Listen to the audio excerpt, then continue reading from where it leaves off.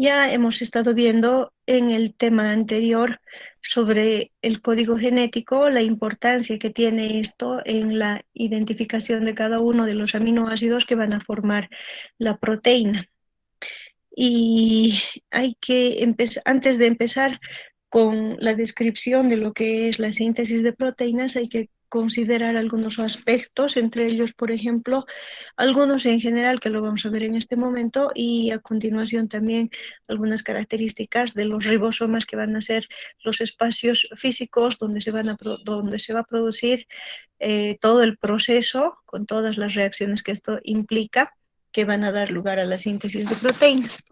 Entonces, en primer lugar, comentar que, bueno, las moléculas que van a estar vinculadas en este proceso son el RNA de transferencia, el RNA mensajero, los ribosomas, en los tres casos estamos hablando de RNA, en el caso de los ribosomas también un poco de proteínas y finalmente algunos factores proteicos. Los factores proteicos son numerosos. Tal vez es fácil decir factores proteicos y no se conocen con detalle la actividad de muchos de ellos, ¿no? Pero se calcula que más o menos existen unas 100.000 moléculas proteicas que van a participar en los procesos de inicio, elongación y terminación, que igual que en la transcripción o en la síntesis de DNA, se producen también para, para este proceso, ¿ya? El de la traducción. También hay que comentar que en relación al costo energético, se considera que la síntesis de proteínas consume entre el 80 y el 90% de la energía producida por la célula, ¿no? Entonces, imagínense ustedes, realmente es un proceso que utiliza una gran cantidad de energía y, bueno, se supone que todo el tiempo estamos sintetizando proteínas y vamos utilizando también estas proteínas para una serie de funciones que ustedes ya las conocen. Entonces, para evitar producir una cantidad excesiva o evitar también producir una cantidad que no sea suficiente, se necesitan diferentes mecanismos de regulación. Esto es muy importante. Vamos a ver algunos, pero la mayor parte de ellos nos va a ocupar probablemente un capítulo posterior. Y hemos visto que los RNAs de transferencia son varios.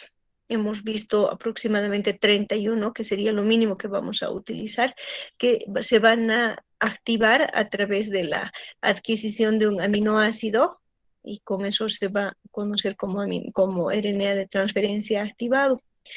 La cantidad a la que alcanzan estas moléculas puede llegar tranquilamente a unas 200.000 en una sola célula.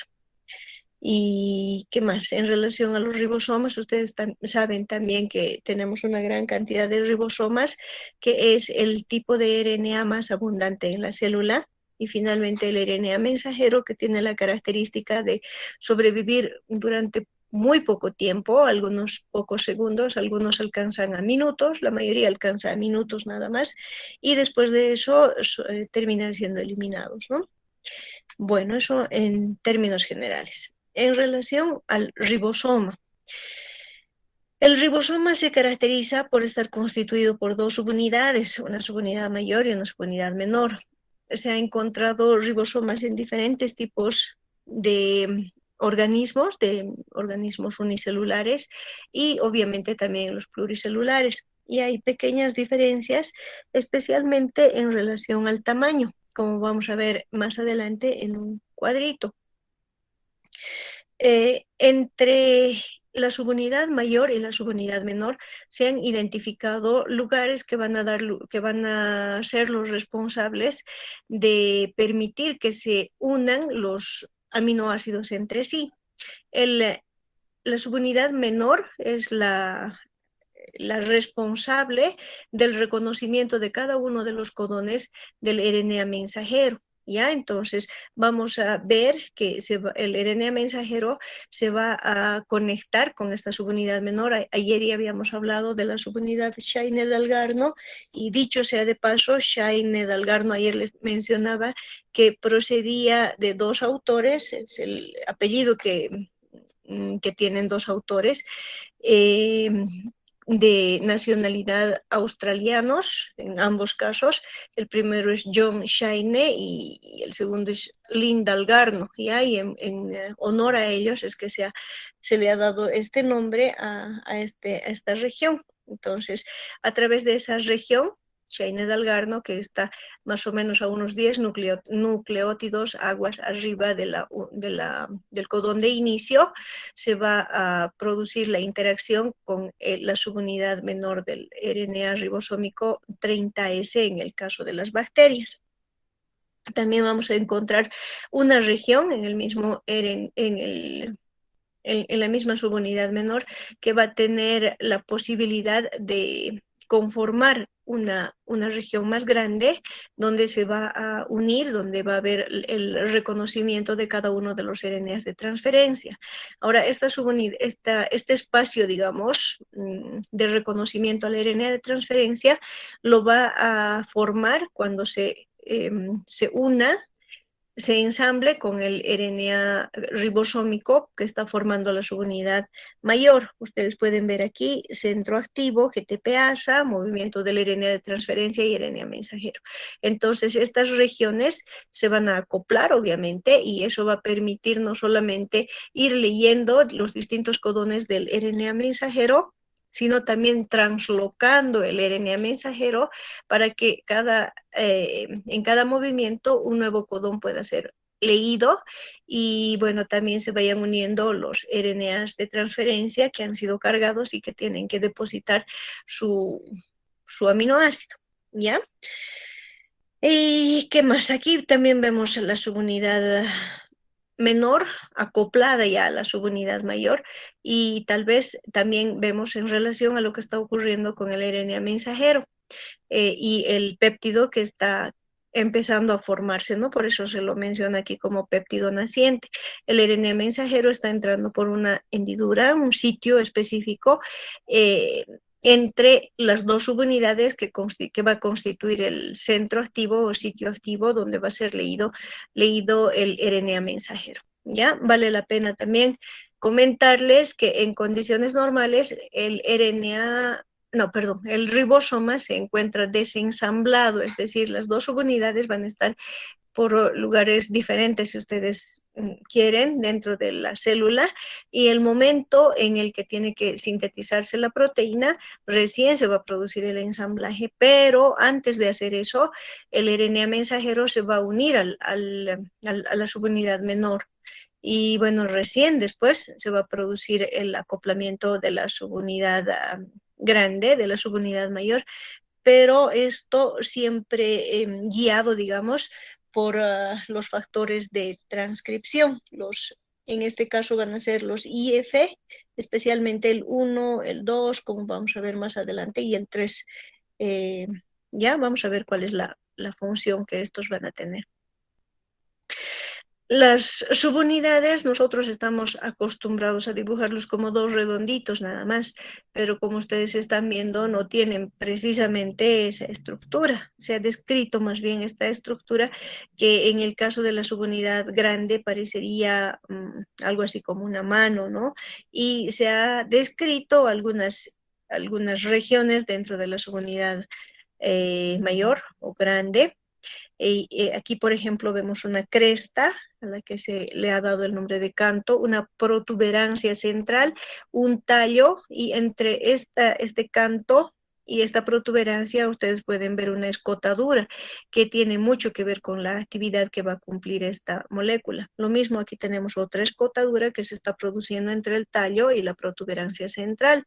Y bueno, esta es otra vista, digamos, que nos permite tener otra perspectiva. En el frente podemos ver en ambos casos, y en este caso también veríamos la espalda. Esto es como si estuviera de frente y esto es como si estuviéramos viendo de perfil, ¿no? Y según algunos autores, da la impresión de que fuera una especie de mano que tiene la posibilidad de moverse para cumplir la función que ustedes saben que tiene que desempeñar. Y la subunidad pequeña o menor, en la que vamos a encontrar una cabeza, vamos a encontrar una plataforma y una base. Entonces, la interacción de los dos va a dar lugar al ribosoma en forma de 8, como usualmente solemos dibujarla. Ahora, ¿cómo está constituido un ribosoma? Los ribosomas en general están constituidos por RNA ribosómico más proteínas. Esto ya lo habíamos visto anteriormente, pero lo vamos a volver a ver con un poquito más de calma ahora. Ustedes saben que en procariotas, en bacterias, vamos a tener los ribosomas. Cuando los ribosomas están ensamblados, van a tener un tamaño de 70S, ya que es la suma de una subunidad mayor que tiene 50S y una subunidad menor que tiene 30S. Entonces, la subunidad menor va a estar constituida a su vez por la subunidad 16S más un número de proteínas que ascienden hasta 21. Entonces, como estamos hablando de la subunidad menor, o sea, small, vamos a numerar a estas proteínas del 1 al 21. Ya sin ningún problema empezamos S1, S2, S3, S4, lo cual no ocurre con la subunidad mayor. Entonces, otra vez repasando, la subunidad menor está constituida por RNA 16S más 21 proteínas a las que se denominan del S1 al S21, ¿ya? Y la subunidad mayor está constituida por 2 moléculas de RNA. Una de ellas tiene 23S y la otra tiene 5S, no sé si la tengo aquí lo vamos a ver. Pero bueno, antes de pasar, esta subunidad grande o mayor va a estar constituida también por proteínas que van del L1 al L32, pero en realidad son 34 proteínas. Entonces, ¿cómo podemos explicar esto?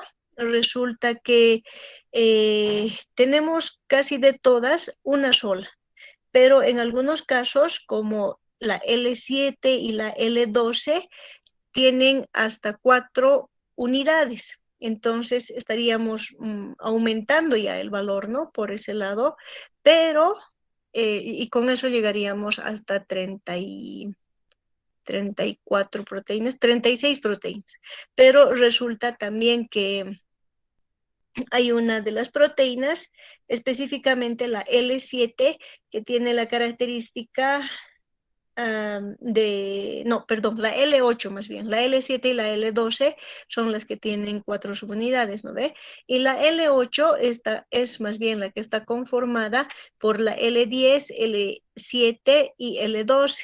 Entonces, lo que estamos haciendo por un lado es sumar, llegamos hasta 36 proteínas, pero como estamos reduciendo en número porque varias proteínas se unen para formar una sola proteína que es la L8, al final de cuentas llegamos a formar 34 proteínas en total, ¿ya? Pero el número va del L1 al L32 nada más.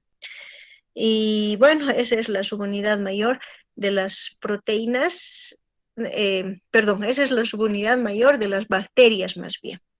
Y ya habíamos mencionado que la interacción que va a tener el RNA ribosómico a nivel de la subunidad 16S con la estructura de Shane-Dalgarno que está en el RNA mensajero. Esta es una comparación entre lo que ocurre entre los ribosomas bacterianos, los ribosomas eucariotas y los ribosomas mitocondriales. Lo primero que vamos a hacer es encontrar la subunidad mayor o subunidad grande en la que podemos ver una pequeña diferencia. Ya hemos visto que las bacterias tienen solamente 50S, las eucariotas 60, y a nivel mitocondrial vamos a encontrar una subunidad que tiene 39S, ¿ya? Eso en relación al RNA. Además, también este RNA, esta subunidad mayor, va a estar formado por, en el caso de las bacterias, una subunidad de 23S y una subunidad de 5S. Y en las eucariotas vamos a tener 3 subunidades, una de 28S, una de 5S y una de 5.8S. Y a nivel mitocondrial vamos a tener solamente una que va a tener 16S. Las proteínas acabamos de mencionar. En las bacterias hemos mencionado que vamos a tener de la L1 a la L33. En eucariotas se han identificado 49 proteínas y en mitocondrias se han encontrado 48. Eso llama la atención, ¿no? Porque en mitocondrias, a pesar de que los ribosomas son más pequeños, pero la cantidad de proteínas es mayor. Lo mismo en la subunidad pequeña o menor, como vamos a ver enseguida. La subunidad pequeña o menor de las bacterias está constituido por 30S, en eucariotas 40S y a nivel mitocondrial tenemos 28S.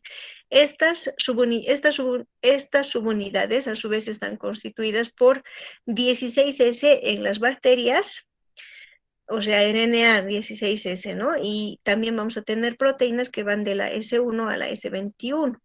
En eucariotas, un poquito más grande, llega a 18S y tenemos 33 proteínas. Y en las mitocondrias vamos a tener un RNA que tiene 16S y 29 proteínas. ¿Ya? En este caso no podríamos decir que es el que tiene más proteínas, pero igual en relación a las bacterias tiene más cantidad de proteínas, ¿no? Igual a lo que ocurría en este caso. No es más grande que los ribosomas eucariotas, que se encuentran en otras ubicaciones, en otras localizaciones, pero sí es más grande en relación a los ribosomas bacterianos.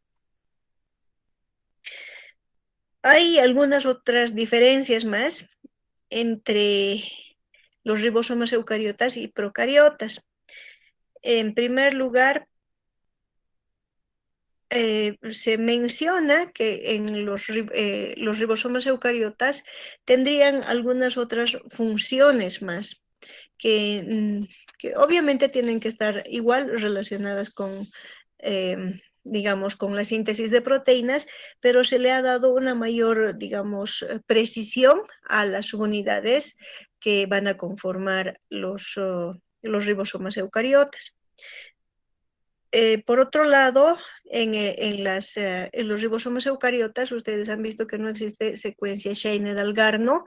Se ha mencionado que existe la secuencia COSAC, pero todavía, como ustedes han visto, no está demostrado esto y bueno, todavía es una hipótesis, además que el tamaño de esta secuencia no es tan grande como en la secuencia Scheiner-Dalgarno, a pesar de que tampoco es muy grande, ¿no?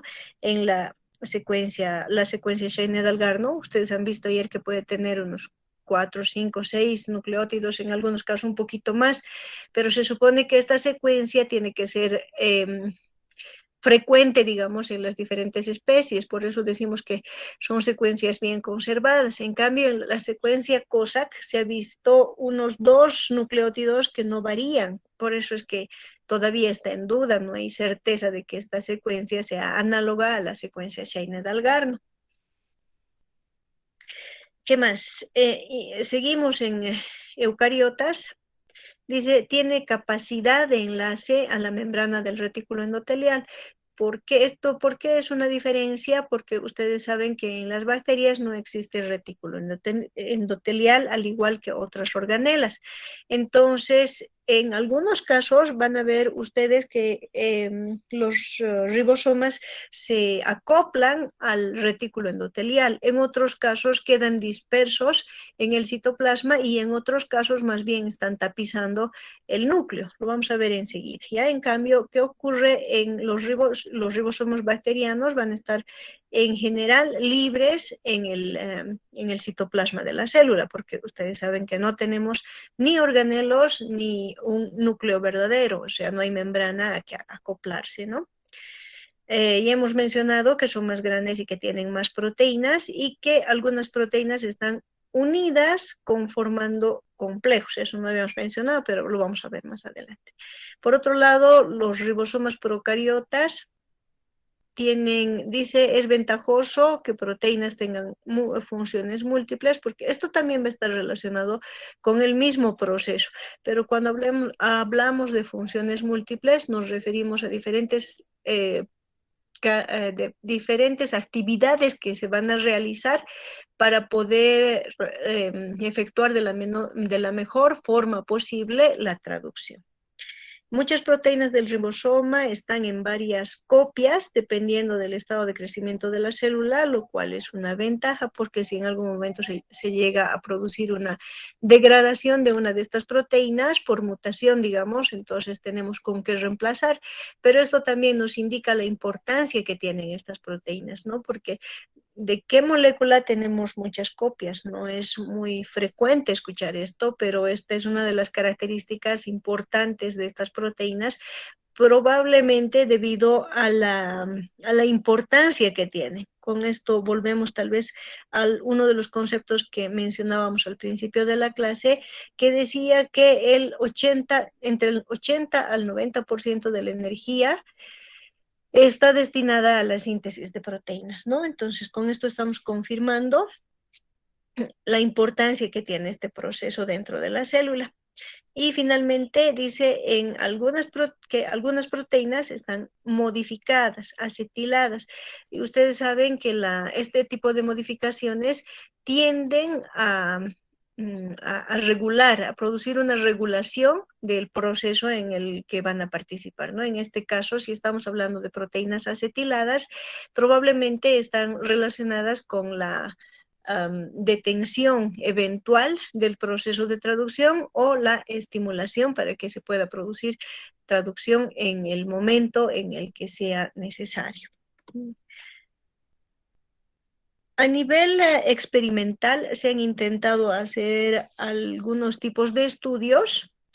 Y bueno, vale la pena mencionar a una persona que honestamente no sé si es varón o mujer, dice Ada Yonath, que ha sido una de las personas que ha estudiado más los ribosomas. De hecho, ha sido premio Nobel el 2002. Y el tipo de estudio que ha realizado ha sido a través de la cristalografía y la criomicroscopía electrónica, es decir, utilizando congelación, ¿no? A través de estas dos técnicas ha descrito varias de las características que tienen los ribosomas y gracias a esto es que se le ha dado el premio Nobel. Pero bueno, no ha sido la única persona, han habido muchas otras personas que han intentado estudiar el ribosoma y entre ellos este señor Nomura ha sido uno de ellos, de los que ha estudiado y entre otras cosas lo que ha logrado ha sido ensamblar las dos subunidades, mayor y menor, pero siempre y cuando fueran de la misma subunidad, o perdón, de la misma especie, es decir, él ha tomado, digamos, células, las ha reventado, ha separado los componentes celulares y si ustedes recuerdan, hace ratito mencionábamos que cuando la célula no está sintetizando proteínas, las dos subunidades se encuentran desensambladas, ¿no? Separadas. Entonces, lo que él ha hecho ha sido inducir el ensamblaje de las dos subunidades, mayor y menor, y formar esa estructura en forma de 8 que nosotros conocemos y que tiene la característica de ser la forma funcional para sintetizar proteínas. Ya eso ha hecho sin ningún problema cuando ha utilizado células solamente eucariotas o solamente procariotas, pero él ha intentado hacer un híbrido, es decir, utilizar partes de células eucariotas y partes procedentes de células procariotas y no le ha salido bien. Esa es una de las deficiencias, digamos, entre comillas, de su estudio, ¿no? Y simplemente no ha sido posible realizar este híbrido. Ha determinado también que la concentración de magnesio es una de las que determinan, es la que permite o inhibe la síntesis de proteínas. Entonces, con eso se ha visto una concentración ideal para la síntesis de proteínas del ion magnesio, especialmente por debajo de 10 a la menos 4 molar. Y a ver, ¿qué más? También he visto cómo interaccionan, se ha visto cómo se produce la interacción entre RNAs y la interacción entre RNAs y proteínas, que en realidad todo esto constituye aquello que nosotros hablábamos de complejo agregado en algún momento de nuestra materia, ¿no?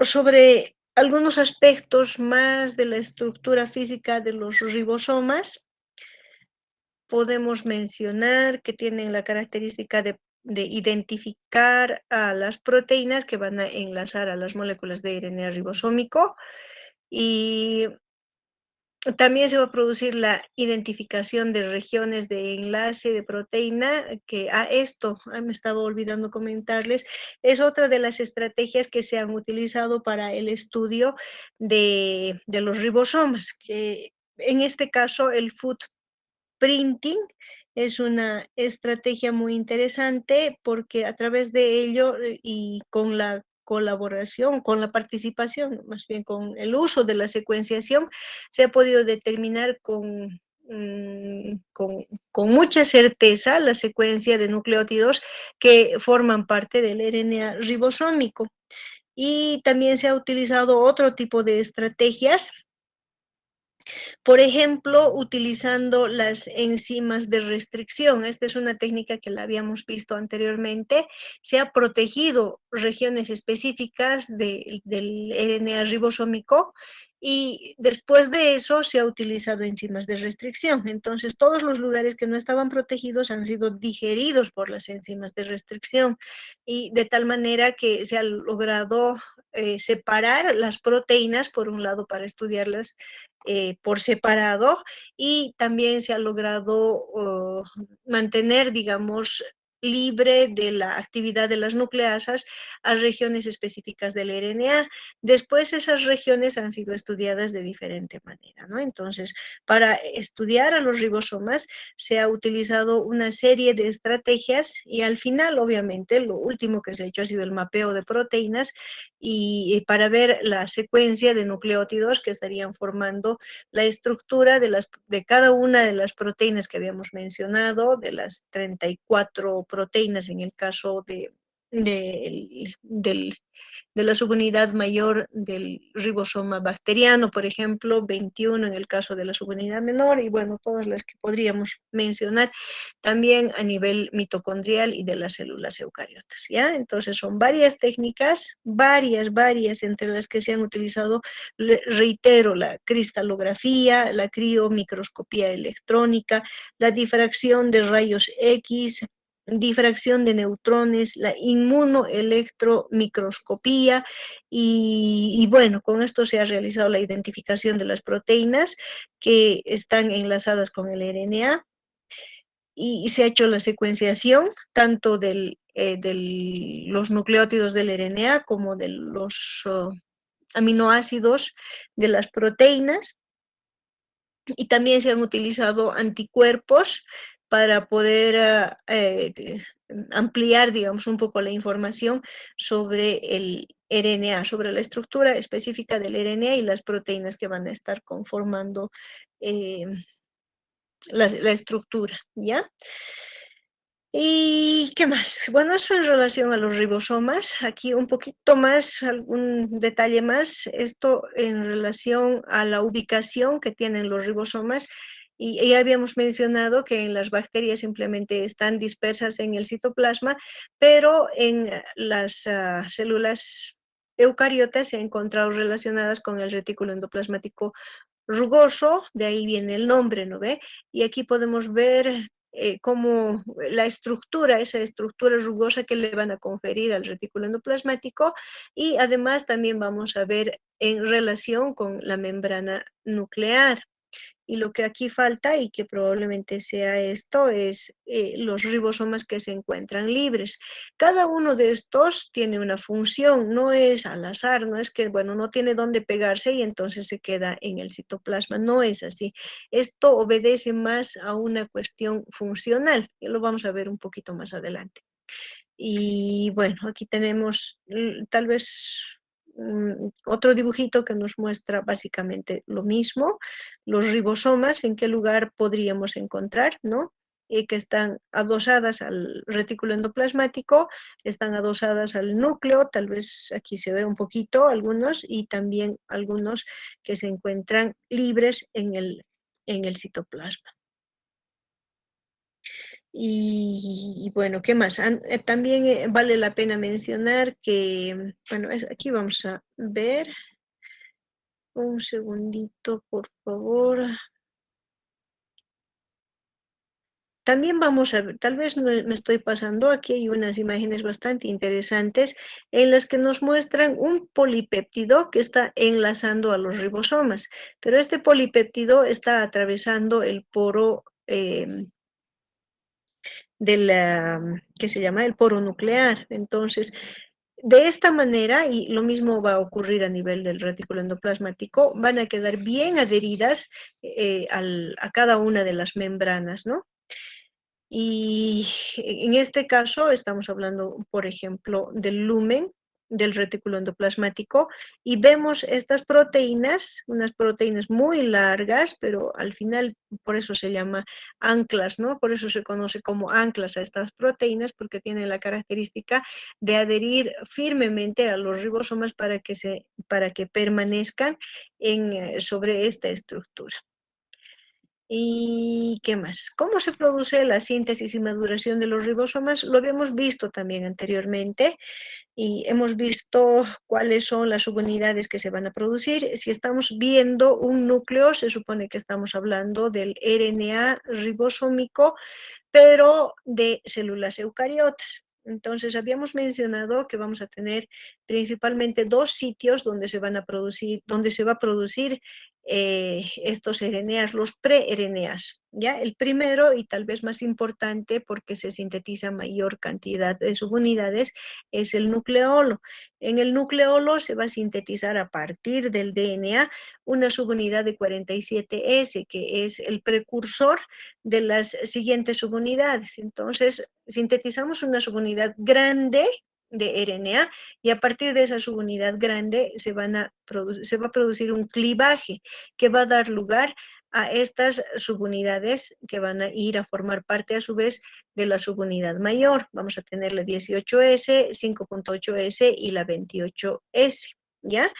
Y bueno, una vez que han sido sintetizadas de esta manera, tienen que salir del núcleo y ahí se va a producir el ensamblaje, pero también no hay que olvidar que tienen que unirse con la subunidad 5S que se encuentra aquí y que se ha sintetizado en el núcleo. Entonces, juntamente con eso van a ir a formar las subunidades que ustedes conocen. La mayor, que va a estar formada por la 28S, 5.8S y la 5S, y la menor, que va a estar formada por la subunidad 18S, más la participación de las proteínas que son ensambladas por ribosomas. Parece un poquito que estuviéramos dando vueltas sobre eso, ¿no? En el ribosoma se van a sintetizar las proteínas que van a ir a formar parte de los nuevos ribosomas, pero bueno, al final es así.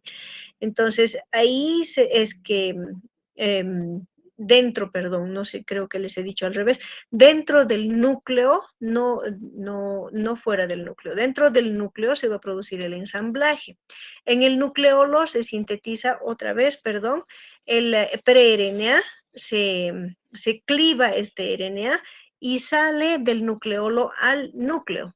Ya en el núcleo se va a producir el ensamblaje y las proteínas que han sido sintetizadas en el citoplasma tienen que ingresar al núcleo para ensamblarse juntamente con las subunidades que habíamos mencionado. Una vez que han sido formados, han sido ensambladas las dos subunidades, la 60S y la 40S, bueno, aquí según esto todavía es pre, ¿no? Entonces vamos a sacarlas, vamos a exportarlas, como dice, ¿ya? Y cuando estamos aquí afuera, estas subunidades a veces sufren algunos procesos pero en general pensamos que se van a unir a otras moléculas para empezar a actuar ya directamente como ribosomas, ¿no? O sea, con la unión, con la función más bien que tienen los ribosomas, que es la síntesis de proteínas. Ahora sí, entrando directamente en lo que es la síntesis de proteínas, vamos a ver que este proceso se va a dar en tres etapas. La primera etapa va a ser la iniciación, en el que vamos a ver cómo se produce el enlace del RNA mensajero al ribosoma en primera instancia. En segunda, vamos a ver cómo se identifica el codón de iniciación, aunque eso ya lo hemos visto el día de ayer. Y en tercer lugar, en lo que se refiere a la iniciación, vemos cómo se produce el enlace del primer RNA de transferencia, es decir, aquel que nos va a transferir la metionina y que tiene que formularse posteriormente. Después, en la elongación, se ve la formación del enlace peptídico y la translocación del ribosoma. Y finalmente, en la fase de la terminación, vamos a ver la disociación del polipéptido y la liberación del ribosoma. Un segundito, por favor, voy a conectar mi compu, ¿ya?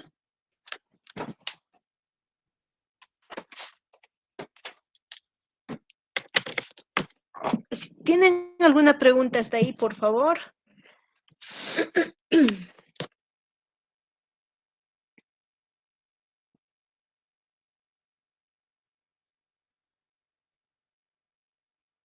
¿Todavía no hay preguntas? Ok, avanzamos entonces. Recordarles el flujo de la información genética a partir del DNA mediante la hebra codificante.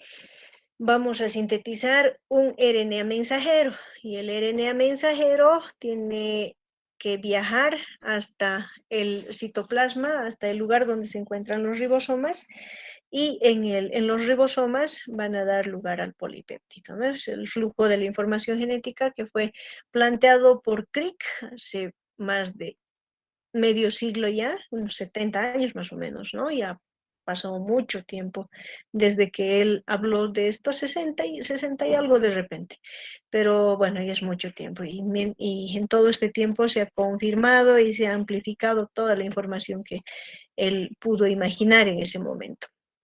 Tal vez antes de empezar con la descripción de cada uno de los procesos, mencionar que en el caso nuestro, si estamos hablando de RNA mensajero monocistrónico, no va a haber ningún problema.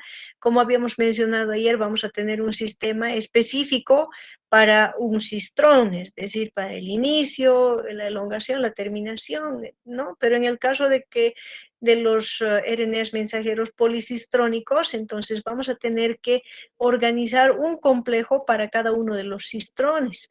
Y a veces utilizamos ribosomas específicos, ribosomas separados, para el proceso de traducción, ¿está bien? De cada uno de los cistrones, ¿ya?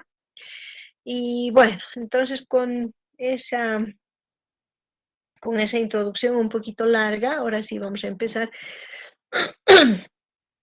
con lo que es la primera etapa, que es el inicio de la síntesis de proteínas. Primero en procariotas, ustedes saben, han sido las células más estudiadas y por eso es que son las que se conocen más, ¿no? Sobre las que hay mayor información. Entonces, en esta etapa, un segundito, por favor, voy a ver un par de cosillas.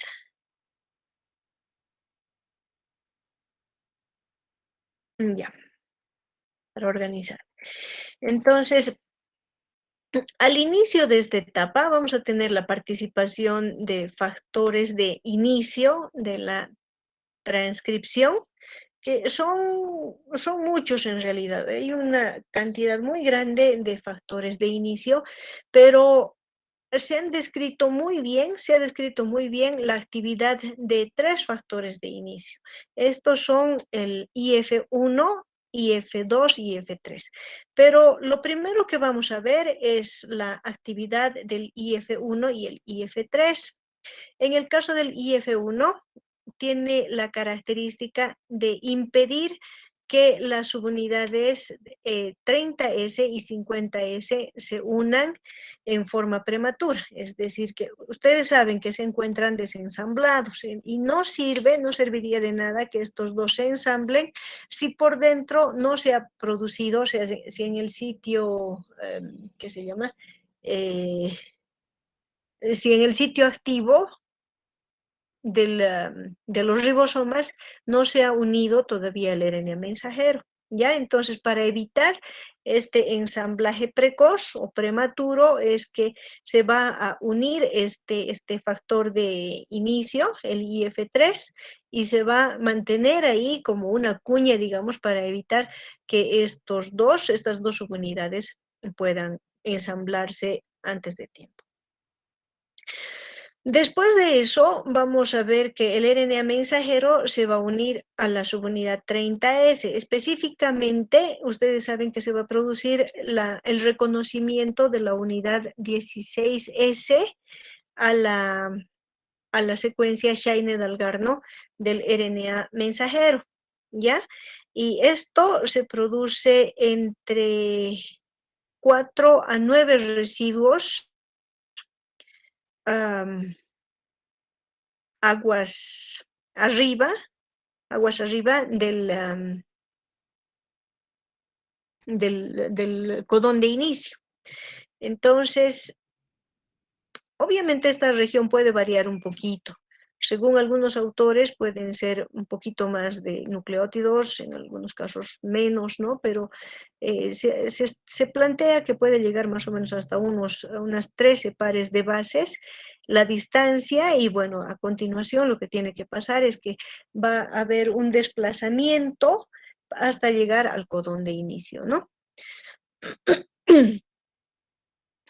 Entonces, ahorita lo que hemos visto en este momento es simplemente el acoplamiento del RNA mensajero con el RNA ribosómico.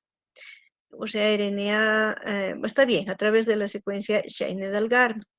Y recorremos un poquito hasta encontrar el auge que nos va a marcar el inicio, o sea, el que va a codificar el RNA de transferencia de la metionina. Entonces, una vez que se ha identificado a este RNA de transferencia, como habíamos visto ayer, por la proximidad de esta región, entonces lo que va a pasar es que este aminoácido tiene que ser descargado, si ustedes quieren, en esta región. Hay que recordar también que cuando hablamos de ribosomas bacterianos vamos a ver 3 sitios. Creo que no está aquí, está aquí. En el sitio A, sitio B. No, perdón, no está. Aquí está, procariotas, pero debería estar, pero no lo encuentro. Tenemos sitio A, sitio B. Bueno, no está mostrando esta imagen, ¿no? Tal vez en algún otro momento les pueda mostrar, pero usualmente en procariotas se encuentra 3 sitios. Uno es el sitio A, igual que en eucariotas, ¿no? Vamos a tener en ambos casos el sitio A, que se llama A porque es el sitio aminoacil, el sitio P, que es el sitio peptidil en ambos casos, y en las procariotas también vamos a encontrar un tercer sitio que es el sitio E, y E viene simplemente de exit, ¿ya? Un segundito, tenía una imagen que no sé dónde está, pero no la encuentro. A ver, tal vez, aquí está.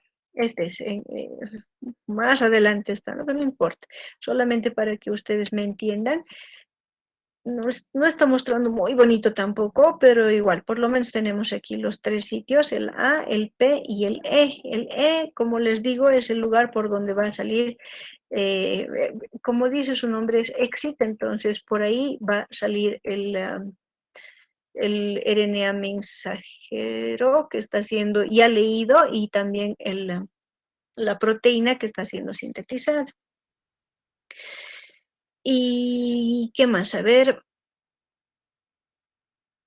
estos sitios, estos tres sitios, tienen que ver, sobre todo, además de lo que les he mencionado del RNA mensajero y las proteínas, tienen que ver con el RNA de transferencia, porque en función al movimiento que va a tener este RNA de transferencia, es que se ha nombrado estos sitios. El primero, el sitio A, es el lugar donde se va a fijar primero y después va a migrar hasta, va a ser translocado, no va a migrar, va a ser translocado hasta la región P y finalmente va a ser translocado hasta la región E. Cada uno de los RNAs de transferencia va a sufrir este proceso, al margen de lo que les había mencionado de las otras moléculas, ¿no? Y en, en el, a ver, ¿qué más? Un segundito, por favor. Lo que ocurre con el primer RNA de transferencia que va a unirse es que lo va a hacer directamente en el sitio P. Usualmente, y a partir del segundo, todos los RNAs de transferencia que hayan sido cargados se van a unir al sitio A y de ahí van a ser translocados al P, como les decía. Pero en el caso del primer RNA de transferencia que está cargado con la fenilmetionina, perdón, con la formilmetionina, no fenil, con la formilmetionina, este se va a unir al sitio P, porque no tendría sentido que se vaya al A, porque cuando está en el A es el sitio de reconocimiento, como vamos a ver después, para que se pueda producir el enlace peptídico, pero en este caso no hay con qué enlazar. Entonces, como no tiene sentido, directamente se va a ir a ocupar el sitio P y ahí se va a quedar durante un tiempo hasta que en el sitio A, el sitio A se ha ocupado más bien por un segundo RNA de transferencia cargado por el segundo, cargado con el segundo aminoácido, ¿no? El que va a ingresar. ¿Ya? A ver, ¿qué más? Después de eso, vamos a ver también la participación de otro factor de iniciación, que en este caso va a ser el factor de iniciación 2, que tiene la característica, además de estar unido a una molécula de GTP, que como ustedes saben, es altamente energética. Entonces, en esta fase, que es considerada como el segundo paso dentro de lo que es la fase de inicio, tanto el factor de iniciación 2, que habíamos dicho que está unido al GTP, como el RNA de transferencia, que está unido a la formilmetionina, se van a unir al complejo, que ahorita ya está formado por la subunidad 30S más el factor de iniciación 3 que habíamos mencionado en la primera parte y el RNA mensajero. Y el anticodón del RNA de transferencia se va a parear con el codón de inicio del RNA mensajero. O sea, este es el momento en el que se produce el primer apareamiento, digamos, entre el aminoácido y el RNA de transferencia correspondiente. ¿Ya? Y vamos a tener también a continuación de esto, eso sería, perdón, el paso número 2.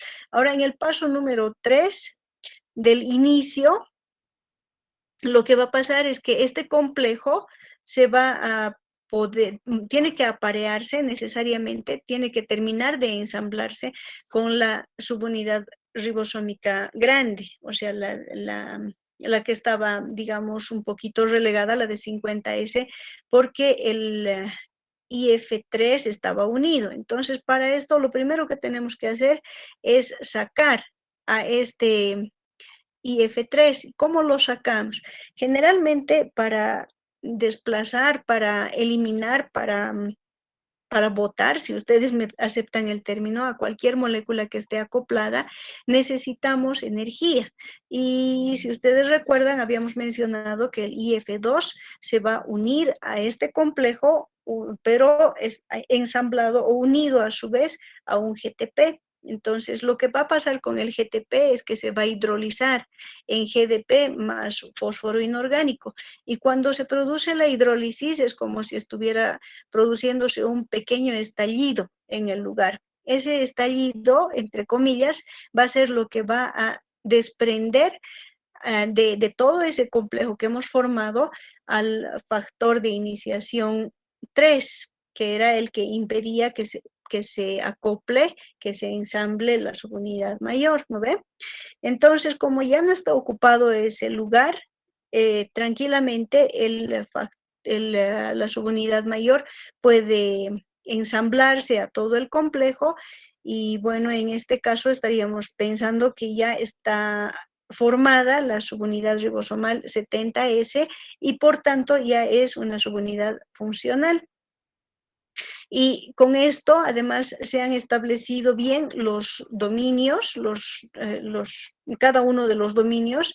Por ejemplo, el dominio que va a dar lugar al inicio propiamente, que es el complejo de inicio, y que además contiene RNA mensajero, el RNA de transferencia cargado con la formilmetionina y que está unido a las dos subunidades del RNA ribosómico, ¿ya? Entonces, con eso prácticamente ya estamos dando inicio al proceso de la traducción.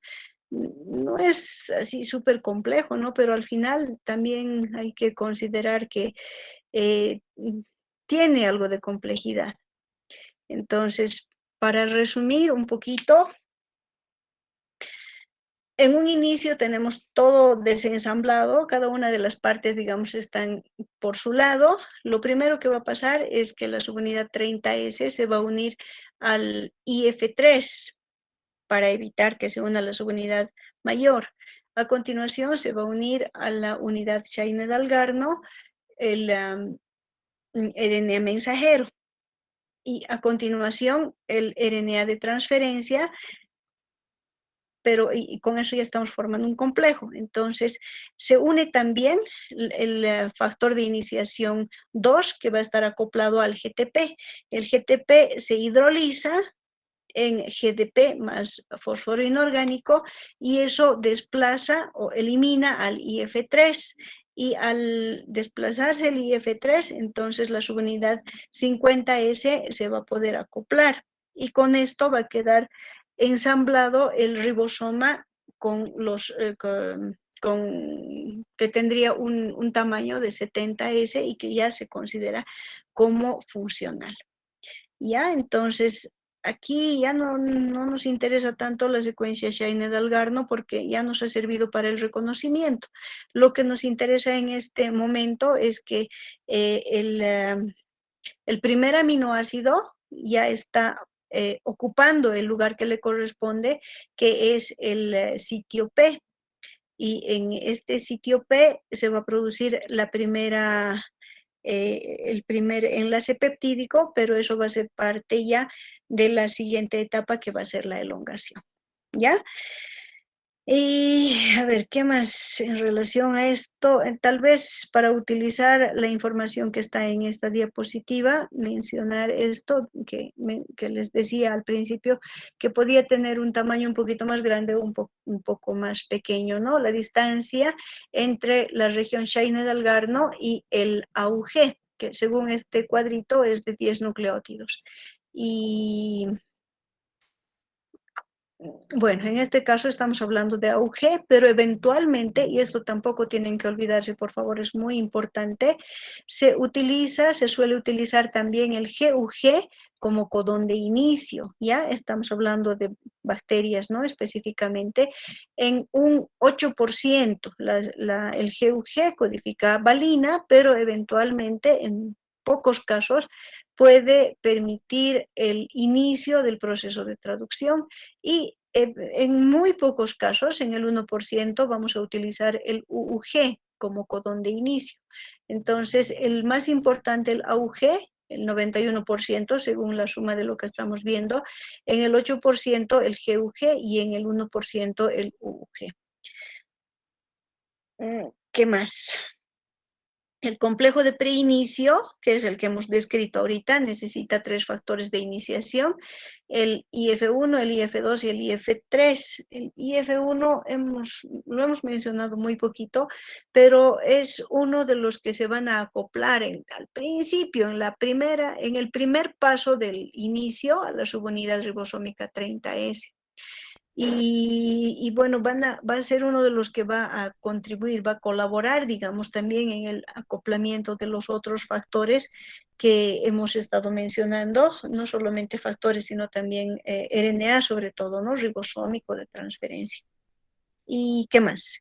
Que estos se van a unir sobre todo a la subunidad pequeña y como les digo, estos dos, sobre todo el IF1 y el IF3, no, perdón, IF2 van a ser el IF1 especialmente va a ser el que va a contribuir a que se puedan unir los otros, reconocer y unir, y bueno, sobre el IF2 y el IF3 ya hemos mencionado.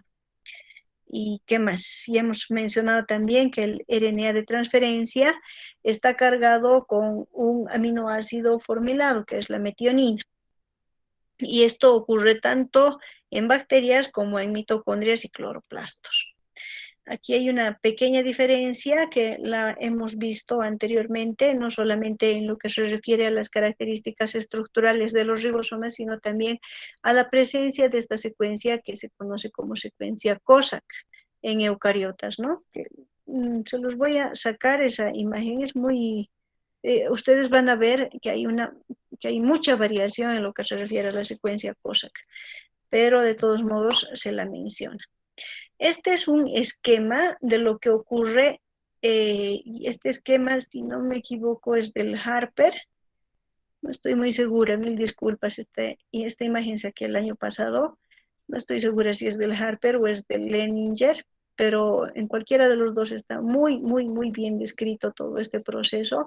Y ustedes pueden ver también los factores que se van a ir acoplando poco a poco y cómo se va a ir realizando cada uno de los procesos, ¿no? Si hacemos un seguimiento de los números, por ejemplo, que nos mencionan aquí, primero vamos a ver la activación del RNA mensajero, después vamos a ver la formación del complejo ternario, la formación del complejo de inicio de 80S, obviamente esto se trata del RNA, perdón, del inicio de la transcripción en eucariotas, ¿no? Y finalmente tendríamos la formación del complejo activo 80S. La diferencia con lo que hemos estado viendo en las bacterias es que aquí tenemos muchos más complejos, no, está mal, muchas más proteínas más bien, muchos más factores que en relación a las bacterias. ¿Ya? Y lo único que estamos haciendo es activar el complejo 80S, al igual que lo hemos hecho en las bacterias. Pero en este caso vemos mayor cantidad de moléculas que van a intervenir.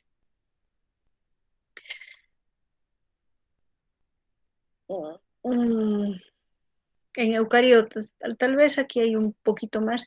Lo vamos a volver a ver esto después, por favor.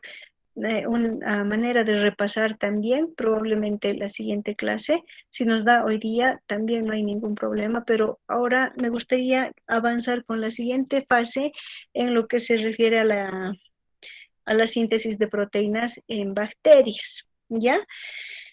Entonces, vamos a ver la etapa de la elongación. En la etapa de la elongación, un segundito, por favor, solamente para ubicarme. Y es bastante compleja esta etapa de la elongación. Parece que fuera compleja, ¿no? Pero no es en realidad. Igual vamos a tener pasos dentro de esta etapa y son pasos que se van a repetir para la incorporación de cada uno de los aminoácidos que vamos a tener que integrar, ¿ya? Entonces, vamos a describir cada uno de estos pasos, pero como les digo, ustedes tienen que considerar que estos pasos se van a repetir el número de veces que sea necesario de acuerdo al número de aminoácidos que se tenga que integrar. Y bueno, primero, en el primer paso, se va a producir la unión de un aminoácido RNA-T entrante y para esto, o sea, ¿dónde va a entrar? Se va a acoplar, como ustedes saben, ya lo hemos dicho, al sitio A, ¿ya?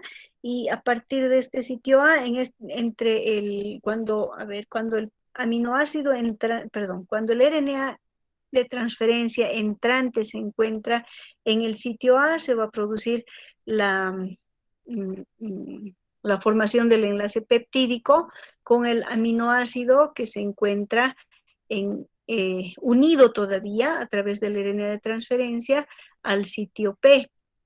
Y bueno, después tiene que producirse una translocación y básicamente de eso se trata. Ese es el resumen de lo que va a ocurrir en la fase de la elongación, ¿ya?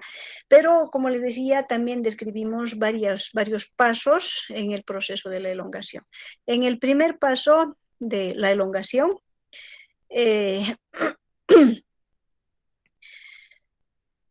a ver, el aminoácido RNA-T que corresponda, o sea, que vaya a ser el que reconozca al codón, se va a fijar a través de un complejo en el que van a participar dos proteínas.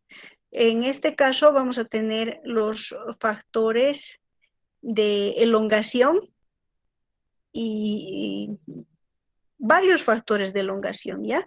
Pero en el primer caso teníamos los IF, que eran los factores de inicio, ¿no ve? Ahora vamos a tener los EF, que son los factores de elongación.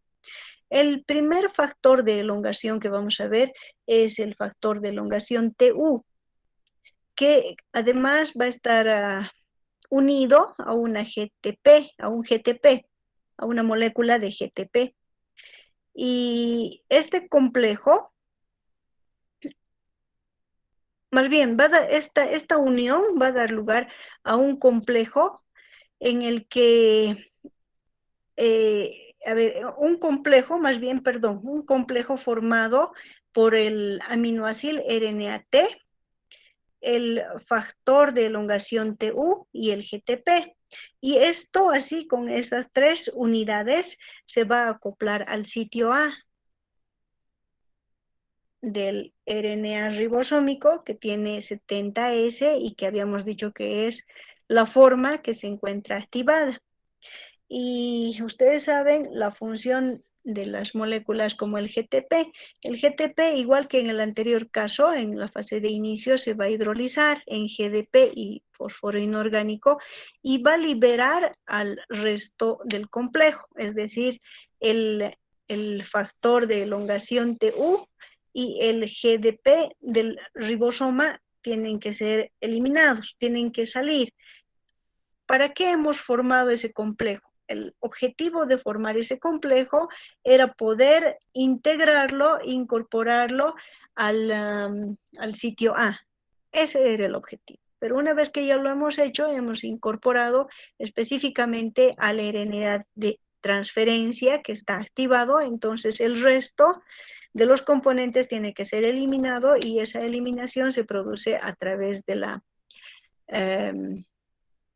que se llama hidrólisis del GTP, ¿ya?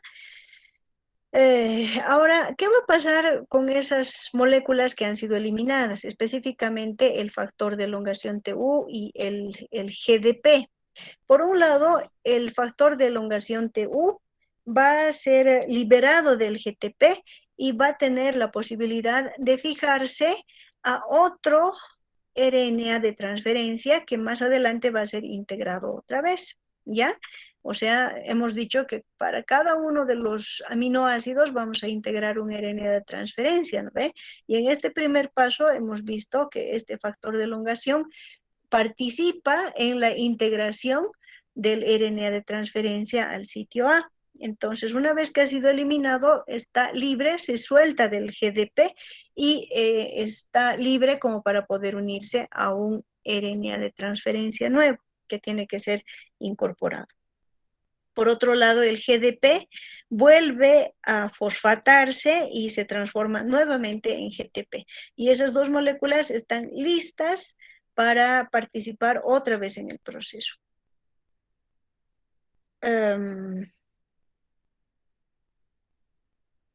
Tal vez esto también es importante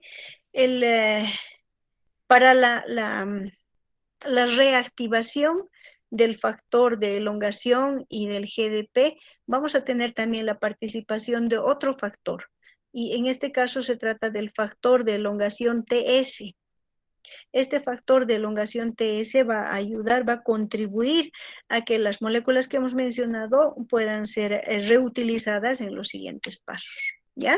Entonces, en el primer paso que hemos hecho, simplemente integrar el RNA de transferencia al sitio A con la participación del factor de elongación y el GTP. Ahora entramos al segundo paso. No sé si podemos ver mejor aquí. No estoy muy segura, todavía no. A ver, vamos a ver. En este segundo paso de la elongación se va a producir el enlace peptídico. Transpeptidación, no, aquí está bien. Entonces, para la formación del enlace peptídico, naturalmente tenemos que utilizar algunas enzimas. ¿Y cuáles son estas enzimas? Vamos a ver que este enlace peptídico va a unir a los dos aminoácidos que tenemos. En otras palabras, primero habíamos puesto a la formilmetionina y lo primero que va a aparecer en la formilmetionina, digamos, siguiendo la secuencia, va a ser el extremo amino terminal, después el resto de la molécula y finalmente el extremo carboxilo terminal, ¿no ve? Esa es la forma en la que normalmente describimos a cualquier proteína. Entonces, ¿por qué en este caso esto es importante? Porque a través de ese extremo carboxilo terminal se va a unir con el amino terminal del nuevo aminoácido. Ya en este caso podemos estar hablando de una unión cola con cabeza sería, ¿no? Más o menos. Y ahí es donde se va a formar el enlace peptídico. Para la formación de cualquier enlace peptídico, ustedes saben que hay la eliminación de una molécula de agua y bueno, básicamente el grupo carboxilo se va a unir al grupo amino. Pero esta unión entre los dos RNAs de transferencia que están ocupando los sitios P y A respectivamente, se realiza a través de transferencia del grupo aminoacilformil iniciador desde su RNA de transferencia hasta el segundo aminoácido, ¿ya?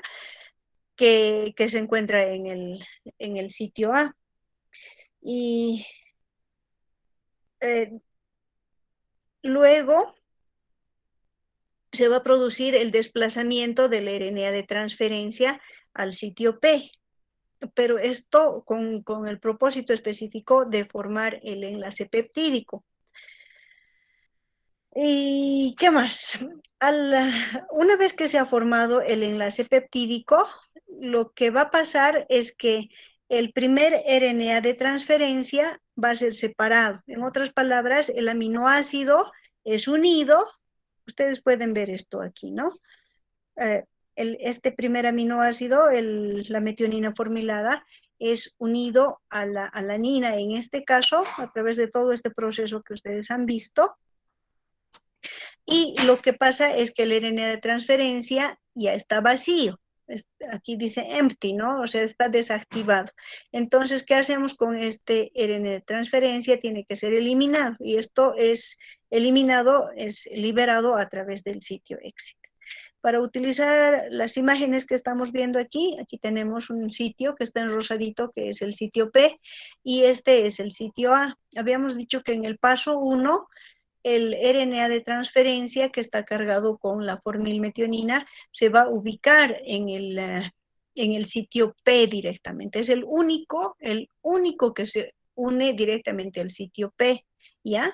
Porque unimos al sitio A para poder hacer el enlace peptídico, pero como este no tiene con qué hacer el enlace peptídico, se va a unir directamente al sitio P. Entonces, a continuación va a venir un RNA de transferencia que está cargado, en este caso con la alanina, y se va a unir al sitio A. Una vez que se ha producido esto, entre la metionina y la alanina, en el ejemplo, se va a formar el enlace peptídico. Y después tiene que haber una translocación. Esta translocación consiste simplemente en que van a avanzar literalmente este RNA que está cargando a la alanina, va a ocupar el sitio P, y el RNA de transferencia que está cargando a la metionina va a ocupar el sitio exit. Y este sitio exit no tiene la capacidad de mantenerlo unido, entonces lo elimina, porque ya no sirve para nada en realidad, ¿no? Y el sitio A ahora va a ocupar el tercer aminoácido, que en este caso es uno que está cargado con el triptófano. Entonces, lo mismo va a ocurrir en este caso, se va a producir la unión, el enlace peptídico, en este caso entre la alanina y el triptófano, se va a producir después la translocación y así sucesivamente con todos los aminoácidos que vayan a formar la cadena de proteínas, de aminoácidos, ¿ya? Ahora, ¿cómo se produce la transpeptidación? La transpeptidación está a cargo de una enzima que es muy interesante, es la peptidiltransferasa, que se trata de una ribosima. Como ustedes saben que son las ribosimas, son enzimas que tienen estructura de RNA.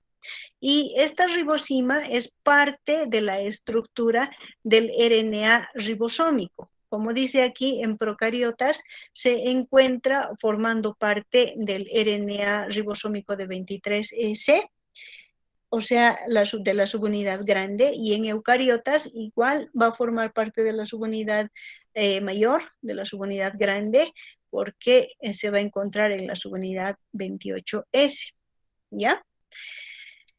Y a ver, ¿qué más?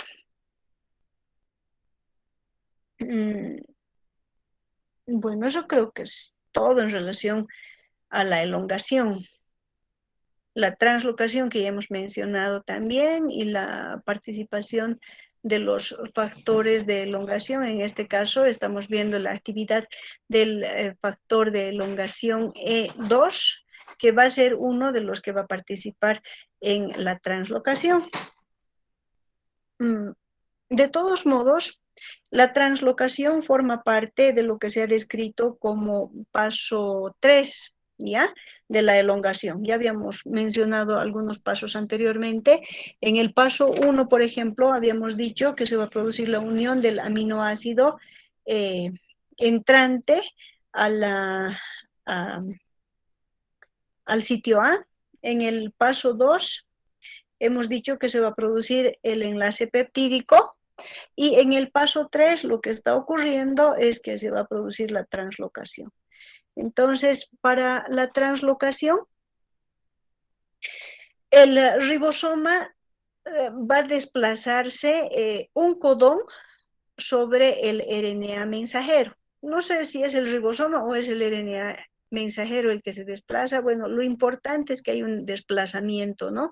Y el ribosoma termina unido al siguiente codón, que es el que tiene que ser leído. Lo que vemos aquí en las imágenes es que son aproximadamente 6 nucleótidos los que están siendo unidos, que los que son de importancia en este caso porque son los que van a ser leídos por los RNAs de transferencia, por los dos que tenemos aquí, ¿no?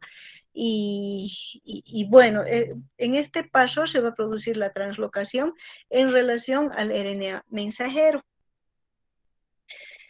Y este movimiento va a tener la capacidad de desplazar el anticodón del RNA de transferencia y lo va a desplazar hasta el sitio P para eliminarlo posteriormente, tal como habíamos mencionado anteriormente.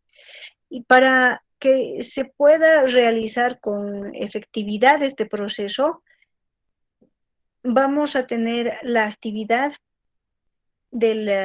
más bien a esta actividad se le va a conocer con el nombre de actividad translocasa, pero para realizar esto necesitamos también energía. Y esta energía nuevamente es proporcionada por el GTP. Y lo que va a pasar en este caso es que vamos a tener un cambio de conformación tridimensional específicamente del complejo ribosomal. Y este cambio de la conformación tridimensional va a contribuir a que se pueda producir la translocación. En este proceso también van a intervenir algunos factores de elongación, como es el factor de elongación, o sea, el EFG, que y también el EFTU, ¿ya? Que ya lo habíamos mencionado anteriormente, ¿no? Al EFTU. Y el EFG tiene la capacidad de unirse al sitio A y probablemente sea uno de los responsables de desplazar al RNA de transferencia. Listo. Con esto prácticamente hemos terminado la fase de elongación, ¿ya? Pero como ustedes han visto, lo único que hemos hecho ha sido acoplar un nuevo aminoácido. Para cada uno de los aminoácidos que se va a acoplar, tenemos que repetir los 3 pasos de la elongación. Y tendremos que repetir tantas veces como aminoácidos tenga nuestra proteína, menos uno, obviamente, ¿no? Ustedes entienden por qué. Finalmente, a ver, esto, un segundito. Tal vez como detalle importante, dice que se incorporan 15 aminoácidos por segundo, que es rápido, ¿no? Tal vez no es tan rápido como nosotros quisiéramos, porque si pensamos en la vida de una bacteria que dura tranquilamente una media hora, digamos, entonces es muy tardón. Podríamos pensar que es muy tardón, pero hay que considerar que tenemos RNAs que son policistrónicos y que pueden ser leídos a la vez por varios ribosomas, entonces al mismo tiempo vamos a sintetizar varias proteínas y eso reduciría el tiempo de transcripción o de síntesis de proteínas, más bien considerablemente, por un lado. Por otro lado, hay que también considerar que la cantidad de ribosomas que una bacteria tiene es realmente muy grande y no importa si estamos tomándonos algo de tiempo en integrar a los aminoácidos, esto se compensa por el número de ribosomas que tenemos en cada bacteria y porque, bueno, como les decía, como tenemos RNAs mensajeros policistrónicos, entonces estos tienden a disminuir también el tiempo que nos vamos a tomar para poder sintetizar las proteínas. Igual, el proceso de síntesis de proteínas no ocupa parte de la vida nada más de una bacteria, ocupa prácticamente toda la vida de la proteína. Eso significa que todo el tiempo tenemos requerimientos de proteínas, ¿no? Si pensáramos en nosotros mismos, podríamos pensar, a ver, poniendo un ejemplo muy simple, que si estamos desayunando vamos a necesitar, digamos, insulina. ¿Para qué? Para hacer uso o más bien, para integrar y internalizar la glucosa procedente del pancito a nuestras células. Y esa insulina tiene que ser sintetizada todos los días. Lo mismo, ustedes pueden, a través de ese ejemplo, ustedes pueden entender lo que sucede también en las bacterias. Las bacterias también siempre necesitan producir proteínas para cada uno de los procesos que van a realizar como parte de su vida. Y de la translocación. Bueno, este es un poquito de la translocación. Finalmente, en relación al proceso de la terminación, esto suele ser un poquito más corto, ¿ya? Y no vamos a encontrar pasos como en los anteriores procesos, la iniciación, la elongación. Lo que va a ocurrir es algo relativamente sencillo. Cuando lleguemos en el RNA mensajero a un codón de terminación, que puede ser, como ustedes saben, UAA, UAG o ¿qué es? UGA, UGA. Entonces, estos codones no tienen, a ver, no tienen un RNA de transferencia que pueda reconocerlos. Por tanto, cuando se llegue a estos sitios, cuando en el sitio A esté ocupado por un codón de terminación, uno de los que hemos mencionado, entonces lo que va a ocurrir es que se van a acoplar factores de terminación, que en este caso se conoce como RF, de Relief Factor, ¿no ve? Son 3 factores, los RF que van a participar en este proceso, el RF1, RF2 y el RF3. Y las actividades que van a hacer específicamente es, primeramente, hidrolizar el enlace peptídico entre el RNA que está acoplado a un aminoácido, que va a ser el último aminoácido, digamos. Van a hidrolizar ese enlace, en primer lugar.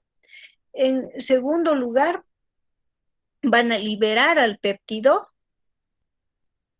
Y en tercer lugar, van a producir la disociación del ribosoma, ¿ya? Entonces, 3 actividades, no se olviden. La primera es la hidrólisis del enlace peptídico del último aminoácido. En segundo lugar, tenemos la liberación del péptido que se ha sintetizado. Y en tercer lugar, vamos a tener la disociación del ribosoma, o sea, el desmantelamiento prácticamente de todo el complejo que se ha formado para la síntesis de proteínas. Y a ver, un segundito. Por ejemplo, cuando el RF2 reconoce un codón de terminación, lo que va a pasar es que va a incorporar una molécula de agua al último aminoácido. Eso es para cumplir con lo que les mencionaba la hidrólisis, ¿no?